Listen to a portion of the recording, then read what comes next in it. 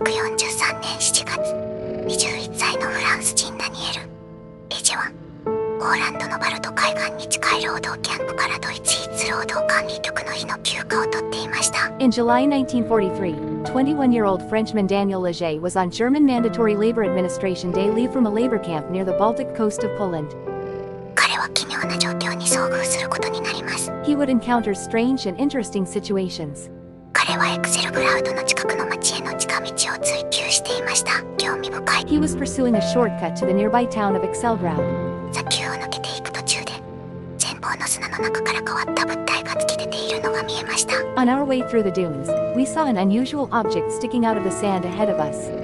その前には、全身黒ずくめの長い淡い髪の女性が立っていて、金属製の物体を解放しようとしているようでした。In front of it stood a woman with long pale hair, all in black, who seemed to be trying to free a metal object.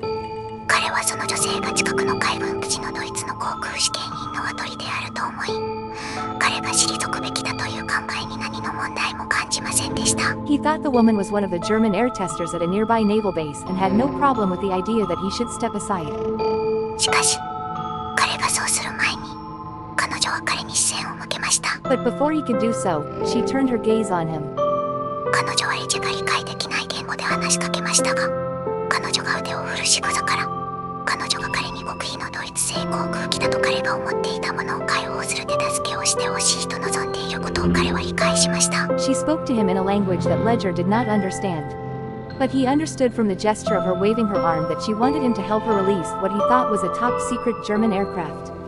彼は前に進み、物体の周りの砂を吹き離し始めました。He moved forward and began pulling away the sand around the object. 10分ほど後、物体は自由になりました。After about 10 minutes, the aircraft was free. 女性は明らかに感謝の意を示していました。The woman was clearly appreciative.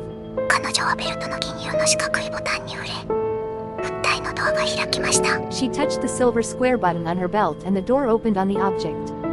彼女は彼が交代するように身振りで示した後、機内に入り、ドアが彼女の後ろで滑り閉じました。She gestured for him to retreat, then entered the cabin and the door slid shut behind her. 歩行物体はゆっくりと上昇し始め、わずかに輝いた後、急上昇し消えていきました。The UFO began to rise slowly, glowed slightly, then rose rapidly and disappeared.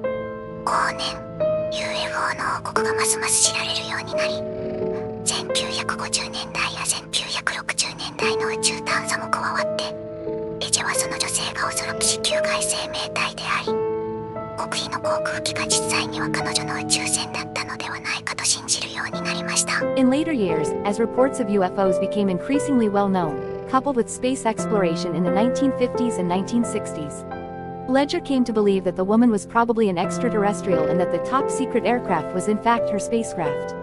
信じるか信じないかはあなた次第。